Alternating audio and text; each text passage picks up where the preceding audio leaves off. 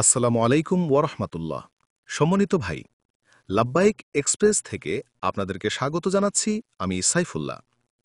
আশা করি আল্লাহ তাআলার অশেষ মেহেরবানিতে আপনারা সবাই ভালো আছেন। আলহামদুলিল্লাহ। প্রিয় প্রবাসী ভাই, সৌদি আরবে ফাইনাল এক্সিট এবং কর্মীর করণীয়। সৌদি আরবে একজন বিদেশি কর্মীর জন্য ফাইনাল এক্সিট একটি গুরুত্বপূর্ণ প্রক্রিয়া। সৌদি আরবে 4 থেকে 5টি কারণ থাকলে সৌদি কফিল বা কোম্পানি আপনাকে কখনোই ফাইনাল এক্সিট দিতে পারবে না।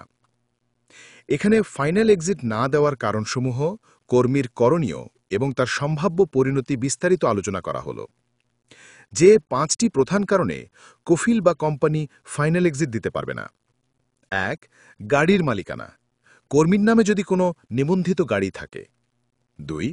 পরিবারের ভিজিট ভিসা, কর্মীর ফ্যামিলি মেম্বার যেমন স্ত্রী, সন্তান যদি ভিজিট ভিসায় সৌদি আরবে অবস্থান করেন এবং তাদের ভিসার মেয়াদ শেষ না হয়।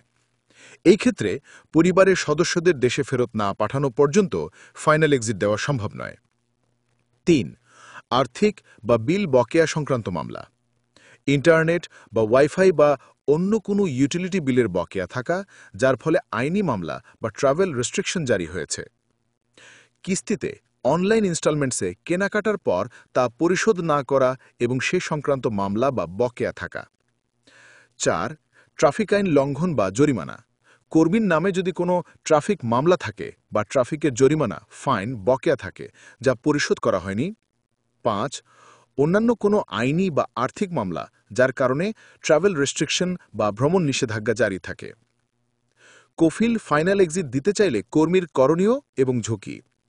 যদি কফিল বা কোম্পানি কর্মী নিট অ্যান্ড ক্লিন অর্থাৎ উপরে উল্লিখিত কোনো সমস্যা নেই থাকা সত্ত্বেও তাকে ফাইনাল এক্সিট দিতে চায়, তবে কর্মীর হাতে সরাসরি কিছু করার থাকে না। মনে রাখবেন, একদিক থেকে ফাইনাল এক্সিট এড়ালেও আপনি অন্য একটি বড় ঝুঁকিতে পড়বেন, যা হল টার্মিনেট হুরুব। টার্মিনেট হুরুব প্রদান। কফিল যদি দেখে যে আপনাকে আইনি জটিলতার কারণে ফাইনাল এক্সিট দেওয়া যাচ্ছে না, তখন তারা আপনাকে টার্মিনেট হুরুব দিতে পারে। হুরুবের মেয়াদ ও পরিণতি। সাধারণত টার্মিনেট স্ট্যাটাসের সময়সীমা 2 মাস ধরা হয়। এই 2 মাসের মধ্যে আপনি নতুন কোনো কফিল বা কোম্পানির সঙ্গে কাফালা ট্রান্সফার করলে অন্য জায়গায় কাজ চালিয়ে যেতে পারবেন।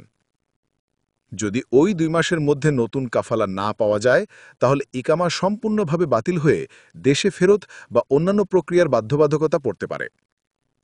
প্রিয় ভাই, আপনার যে কোনো সমস্যার পরামর্শ বা সেবা নিতে আপনি চলে আসুন লাব্বাইক এক্সপ্রেসের মক্কা অফিসে। কোনো কিছু জানার থাকলে আমাদেরকে কমেন্টস করবেন, ইনশাল্লাহ আনসার দেওয়ার চেষ্টা করব। ভিডিওটিকে শেয়ার করে দিবেন। ইনশাল্লাহ নতুন কোনো তথ্য সমৃদ্ধ ভিডিও নিয়ে আমার আসব। আল্লাহ আপনাদের সার্বিকভাবে ভালো রাখুন। আসসালামু আলাইকুম ওয়া রাহমাতুল্লাহ।